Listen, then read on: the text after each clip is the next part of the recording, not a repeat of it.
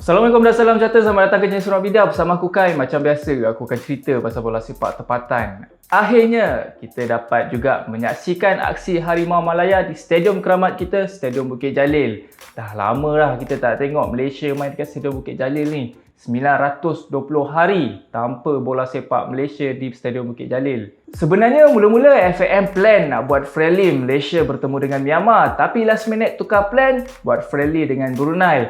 Myanmar pula kita tengok diorang buat friendly dengan Bahrain. Walaupun Brunei ni ada dalam Asia Tenggara, tapi Malaysia jarang sekali bertemu dengan pasukan Brunei. Tak kisahlah pasukan senior ke, junior ke, dalam perlawanan friendly ke, Piala AFF ke, memang kita jarang bertemu dengan pasukan Brunei. Entah kenapa level-level Asia Tenggara ni pusing-pusing kita bertemu Indonesia, Singapura, Thailand, Vietnam. Last kali Malaysia bertemu dengan Brunei pada Sukan C tahun 1999. Lama sangat dah tu. Katanya pasukan kebangsaan Brunei sekarang ni tengah struggle. Diorang just boleh training biasa-biasa je. Liga domestik pun tak berjalan lagi. Lawan Malaysia ni kira second match since 2019 sebelum Covid. Last match masa bulan Mac hari tu diorang buat friendly lawan Laos. Brunei kalah tipis 3-2. Walaupun ranking Malaysia dengan Brunei ni tak adalah jauh mana. Tapi based on scene bola sepak di negara masing-masing dan persiapan pasukan kebangsaan masing-masing, kita tahu level dan kualiti kedua-dua negara ni memang berbeza. Aku bukan nak merendah-rendahkan orang-orang Brunei.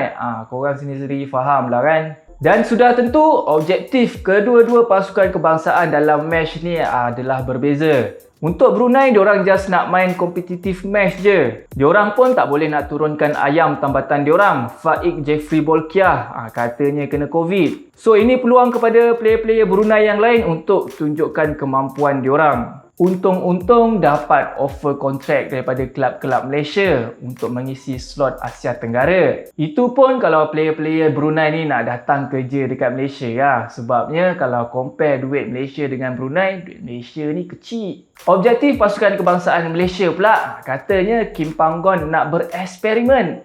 Biasalah Malaysia dengan eksperimen ni tak dapat dipisahkan. Tapi kalau buat eksperimen dalam match-match macam ni, lawan pasukan-pasukan yang level dia rendah sikit daripada kita, itu boleh diterima akal lah. Kalau tak sebelum ni buat eksperimen lawan tim Pak Arab, dalam match final pun masih nak bereksperimen lagi. Tak faham betul. Kata Kim Panggon, dia nak try formasi dan sistem baru. Berbeza dengan sistem yang dipamerkan time friendly lawan Filipina dan Singapura sebelum ni. Kalau sebelum ni formasi Malaysia lebih kepada 4-3-3, kali ni Kim Panggon pakai formasi 3-4-3. 3 back tengah dan 2 wing back akan turun membentuk 5 pertahanan ketika Malaysia bertahan. Lebih kurang formasi dan taktikal yang diterapkan oleh Brad Maloney dalam pasukan kebangsaan Malaysia bawah 23 tahun. Kalau sebelum ni Syamil Kuti lebih berperanan sebagai halfback, fokus peranan dia sebagai defensive midfield. Kali ni dia diberikan kebebasan maksimum untuk turun naik padang membantu bahagian attacking tu yang dapat skor sebiji. Kuzami PE yang main defend pun kadang-kadang naik sampai atas dekat posisi main striker.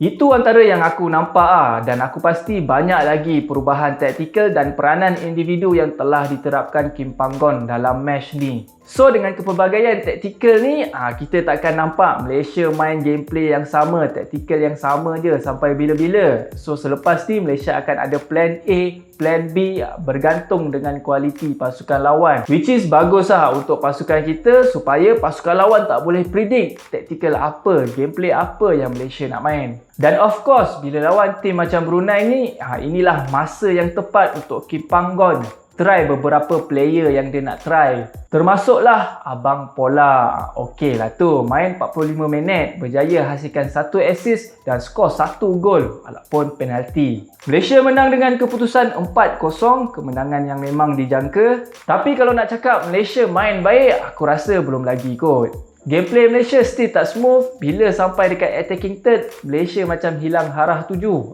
Susah nak create chances untuk score gol. Beberapa player Malaysia pula agak slow untuk membentuk formasi bertahan, terutamanya bila kena counter attack. Ini nasib baik lawan Brunei. Kalau kena counter attack dengan tim-tim yang power lain, aku rasa dah boleh bolos Tapi apa-apa pun, yang penting Malaysia menang. Kita tengok pula next match lawan Hong Kong macam mana pula perginya. Kita jumpa lagi on the next video. Assalamualaikum dan salam sejahtera. Bye-bye.